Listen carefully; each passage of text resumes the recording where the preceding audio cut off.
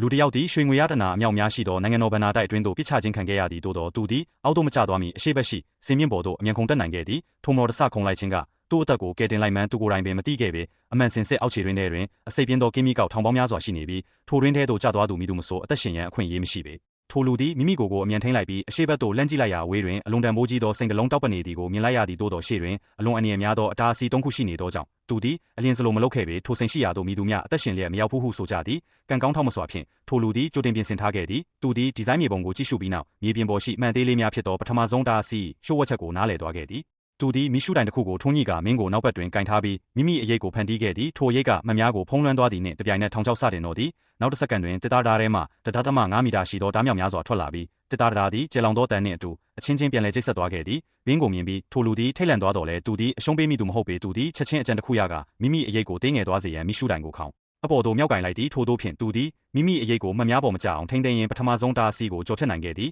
ဘေးမှာအလွန်လွယ်ကူလုံးလာသဖြင့်သူသည်အနှဲငယ်ပေါ်ဆသွားခဲ့သည်